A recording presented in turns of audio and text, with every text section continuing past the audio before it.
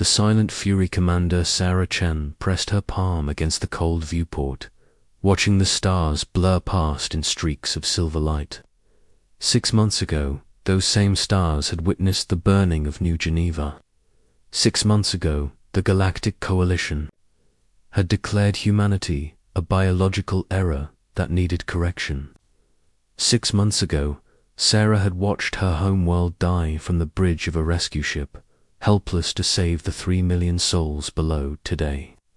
She would begin collecting the debt. The TCS retribution hung in the void like a predator made of shadow and steel. Unlike the elegant curves of coalition vessels, the retribution was all angles and armor plating. Built in secret shipyards hidden in asteroid fields, it represented everything humanity had learned about war in the past half-year. Salvaged alien technology merged with human engineering, desperation welded to determination, hope forged in the fires of loss. Commander Lieutenant Marcus Torres called from the navigation station. His voice carried the same hollow tone they all shared now, the sound of people who had seen too much death. We're approaching the outer perimeter of the Zephyrian system. Sarah turned from the viewport. Around her, the bridge hummed with quiet activity. 89 crew members, all volunteers, all survivors. They came from New Geneva, from Kepler Station, from the mining colonies of Proxima Belt.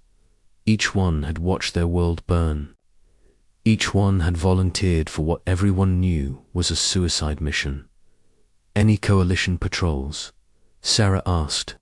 Negative, Commander. The Zephyrians are confident in their defenses. 3 orbital defense platforms, each one the size of a small moon. Particle beam networks that could vaporize a fleet. They think they're untouchable. Sarah's jaw tightened. 6 months ago, she might have agreed. The Zephyrian Empire was the coalition's military backbone, their war machine refined over 1,000 years of conquest. Their home system was considered impregnable. No enemy had ever penetrated their defenses, but no enemy had ever been human. Activate the Phantom Drive, Sarah ordered. Chief Engineer Alina Vasquez looked up from her console, concern flickering in her dark eyes. Commander, the Phantom Drive is still experimental. We've only tested it for short jumps. Maintaining stealth for this long could overload the quantum matrices. Then we better make this count, Sarah replied. How long until the drive signatures stabilize? 12 minutes, maybe 15 if we push it. That's all we need. The retribution began to fade from normal space, its hull shimming like heat waves. The Phantom Drive was humanity's latest breakthrough, reverse-engineered from a crashed coalition scout ship. It didn't just make them invisible to sensors. It made them dimensionally unstable, existing partially outside normal space-time. To the universe, they were becoming a ghost. Sarah walked to the center of the bridge, her reflection ghostly in the polished deck plates. She thought about Captain Martinez, who had given his life buying them time to escape New Geneva. She thought about Dr. Kim, who had stayed behind to ensure the colony's children reached the evacuation ships. She thought about her sister Lisa, who had been visiting New Geneva's university when the bombardment began. Commander Torres said quietly, "The crew is asking about the plan. They know we're outnumbered 1,000 to 1. They know the Zephyrians have never lost a battle in their home system. They're not scared, but they want to understand how we're going to make this work." Sarah looked around the bridge at the faces of her crew. These weren't soldiers in the traditional sense. They were farmers, engineers, teachers, miners, people who had chosen peaceful lives on distant worlds, only to have war thrust upon them. But in their eyes, she saw something the coalition had never understood about humanity. When pushed to the breaking point, humans didn't break, they adapted. They evolved. They became something harder. "Bring up the tactical display," Sarah ordered. The main screen flickered to life, showing the Zephyrian system in three-dimensional detail. Zephyrian Prime sat at the center like a glowing jewel, surrounded by three massive orbital platforms. Hundreds of smaller ships moved in patrol patterns. It looked impossible. "The Coalition thinks they know us," Sarah began, her voice carrying to every station on the bridge. "They think we're a young species, primitive and weak. They think because we haven't conquered other worlds, we don't understand war. They're wrong. We understand war better than they do, because we've been fighting each other for thousands of years. We've learned every possible way to kill and survive. The Coalition fights for territory, for resources, for glory. We're fighting for something. They can't understand." She paused, letting her words sink in.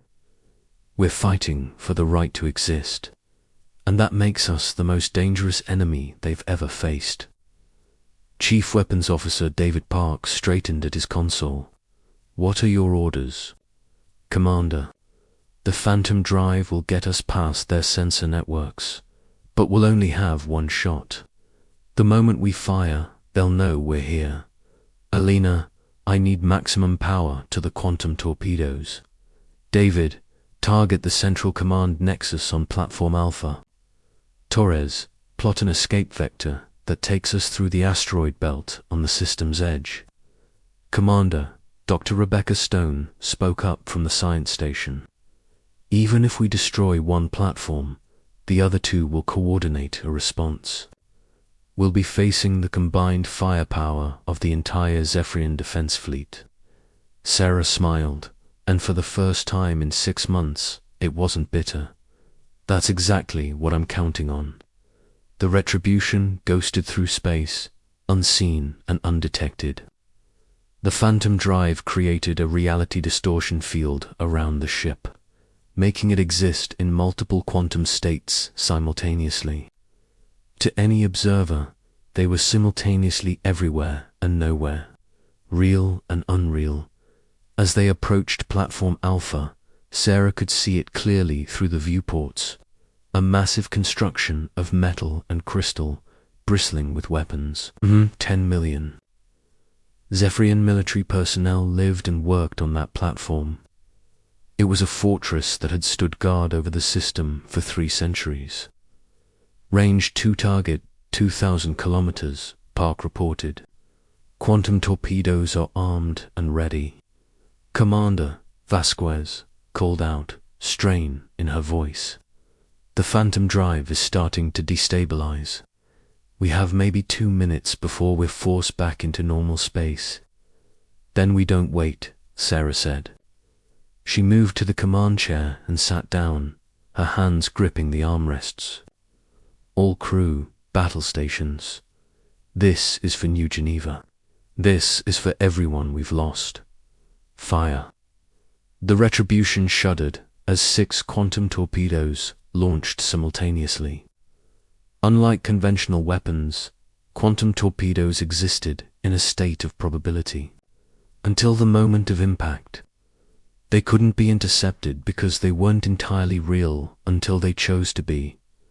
Platform Alpha shields flared as the torpedoes struck. But shields were designed to stop conventional weapons.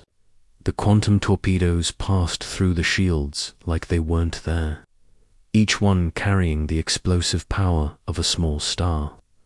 The platform's central command nexus vanished in an expanding sphere of white-top plasma. Asterisk alarms began screaming across the Zephyrian system. Hundreds of ships began moving, their formation patterns shifting as they tried to locate the attacker. But the Retribution was already moving, the Phantom Drive flickering in and out of stability. "Platform Alpha is gone," Park reported, amazement in his voice. "Complete destruction of the command center.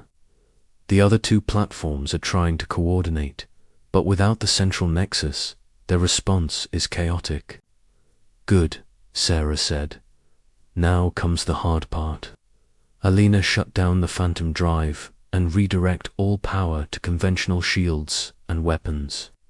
Torres, take us to coordinates 7-7-Mark-12. Commander, those coordinates put us directly between both remaining platforms, Torres said. I know. The Retribution dropped back into normal space with a flash of disrupted energy. Immediately, every sensor in the system locked onto them. Warning signals flooded the communications channels. As the Zephyrian fleet converged on their position, Sarah stood up, walking to the communications station. Open a channel to the entire system. All frequencies. Channel open, Commander.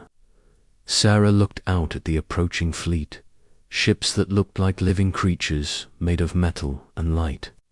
Beautiful and deadly, exactly like their builders. She thought about her sister one more time, then she began to speak. This is Commander Sarah Chen of the Terran colonial ship Retribution.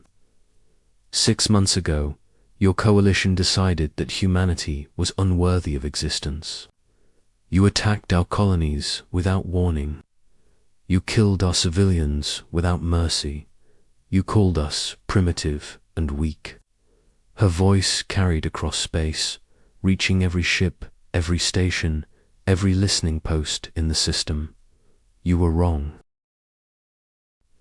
The lead Zephyrian battleship, a kilometer-long vessel that gleamed like polished silver, opened communications. The image of Admiral Zethkar appeared on the screen, his reptilian features twisted in rage. His scales shifted from deep blue to angry red as he spoke. Human, you dare attack Zephyrian Prime. You are one ship against our entire fleet. Surrender now, and your death will be quick. Sarah looked at the Admiral, seeing the same arrogance that had doomed her world. Admiral, you still don't understand. This isn't about one ship. This is about showing the galaxy what happens when you push humanity too far. She nodded to Park. Fire at will. The reckoning unleashed the Retribution, erupted in controlled fury. Plasma cannons, railguns, and particle beams lanced out at the approaching Zephyrian ships. But this wasn't the desperate last stand the aliens expected. Every shot was precisely calculated, targeting weak points in armor plating and shield. Generators. The human crew worked with mechanical precision, their movements choreographed by months of simulation and drill. The first Zephyrian cruiser to close.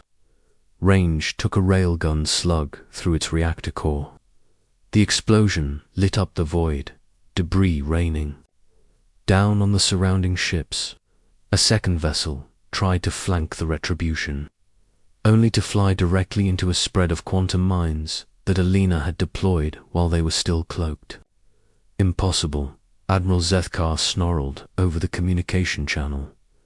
Your ship cannot possess such firepower. Our intelligence reports indicated primitive human technology. Sarah smiled grimly as she watched another enemy ship burn.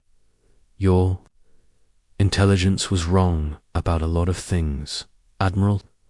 Did your reports mention that humans are very good at learning from their mistakes? The Retribution rolled and dove through 3 dimensions, its hull singing under the stress of high-gravity maneuvers. Human ships were built differently than coalition vessels. Where alien designs prioritized elegance and efficiency, human engineering focused on survivability and adaptability.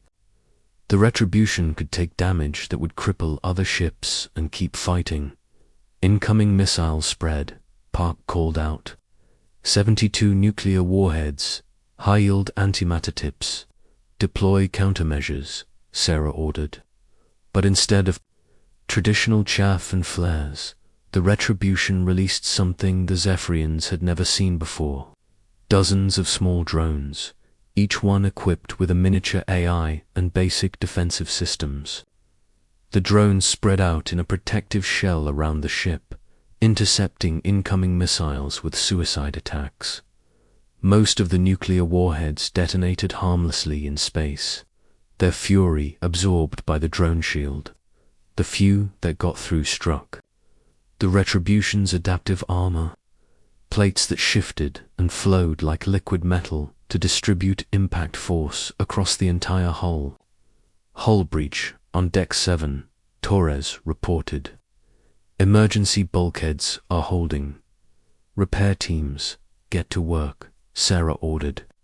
She turned back to the main screen, where Admiral Zethkar's image was flickering with interference. Still think we're primitive, Admiral. The Zephyrian scales had shifted to a deep purple, indicating confusion and growing fear. What are you? These tactics, this technology, it's not in any of our projections about human capabilities. That's because your projections were based on what we showed you, Sarah replied.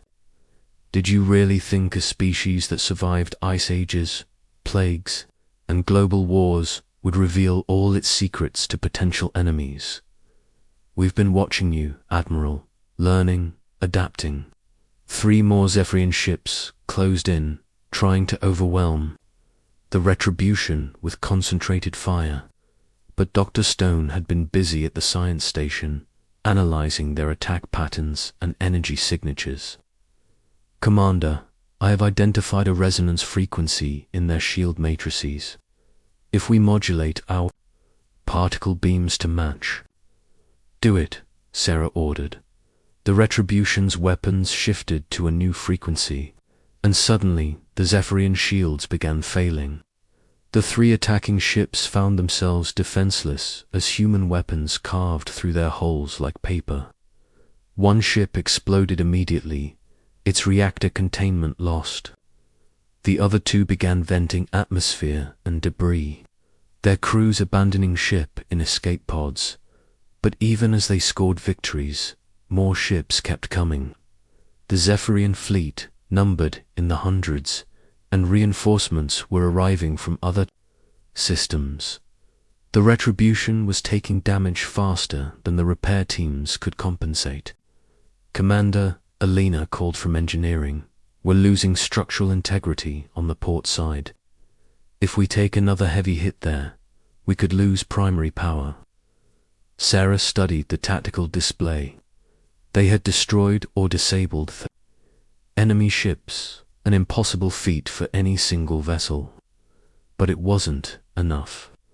The Zephyrians were adapting to changing their tactics to account for human capabilities they had never anticipated. Then something unexpected happened.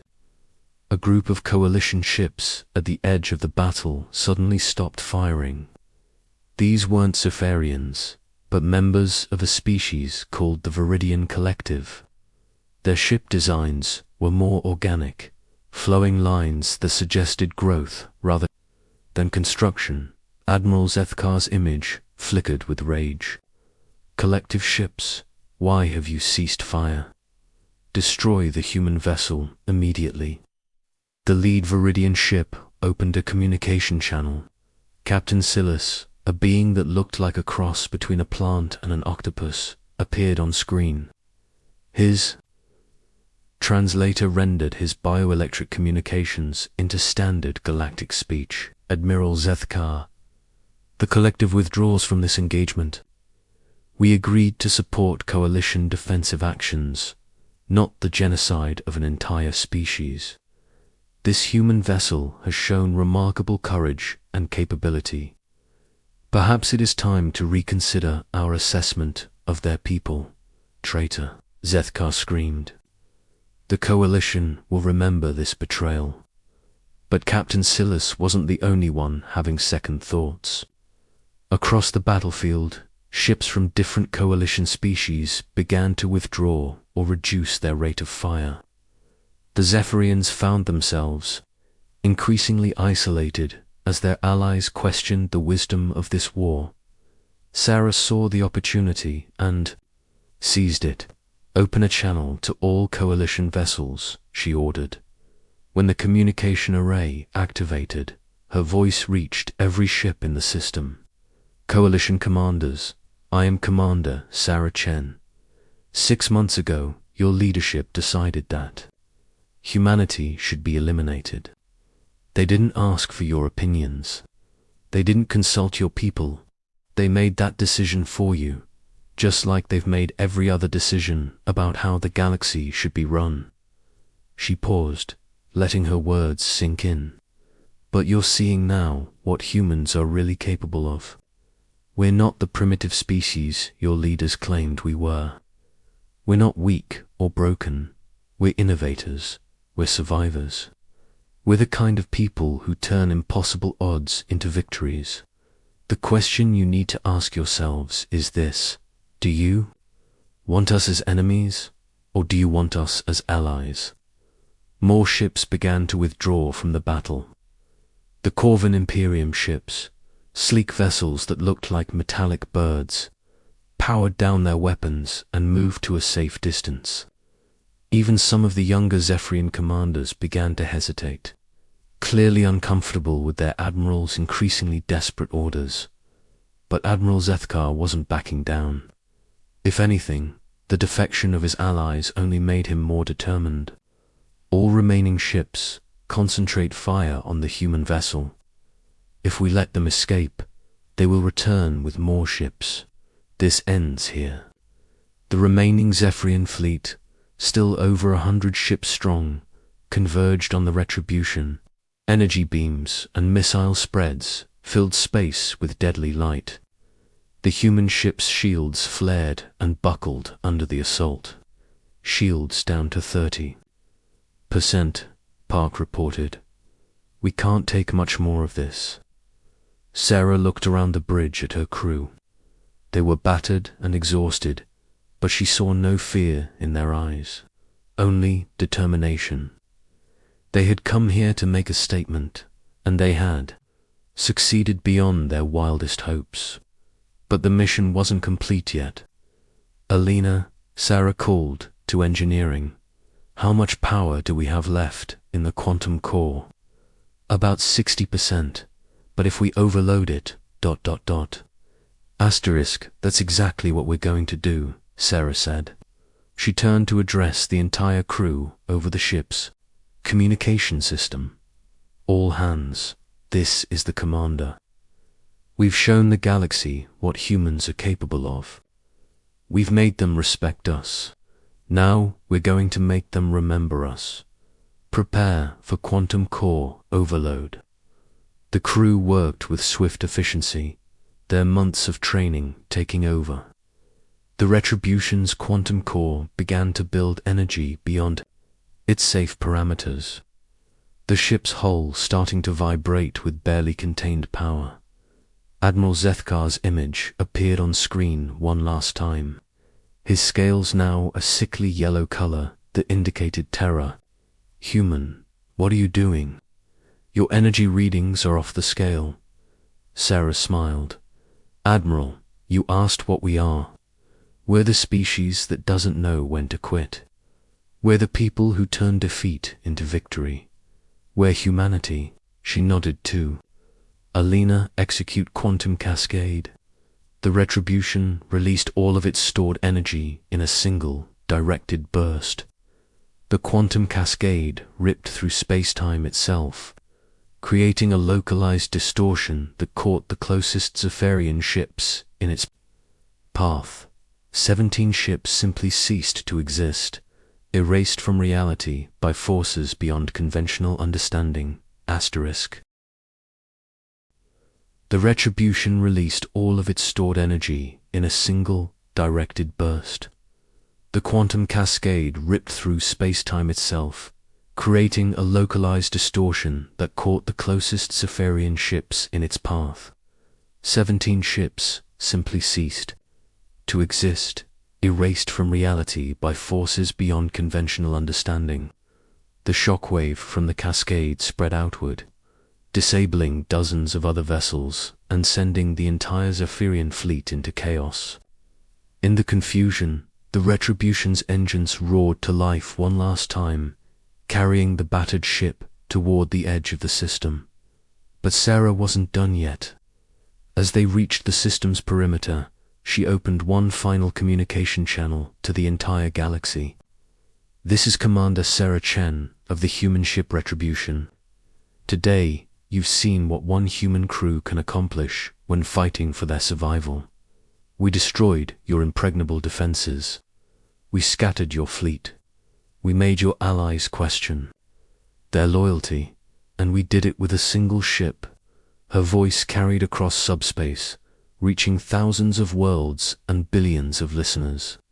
"The Galactic Coalition declared war on humanity 6 months ago. You called us weak. You called us primitive. You said we were unworthy of existence. But today proves you were wrong about everything. We are not victims. We are not prey. We are humans, and we do not forgive. We do not forget. And we do not surrender." The Retribution jumped to hyperspace, leaving behind a system in chaos and a galaxy that would never again underestimate the species from Earth. Sarah Chen and her crew had done the impossible. They had shown the universe that humanity was not to be trifled with. In the aftermath, Coalition member species began to reconsider their alliance.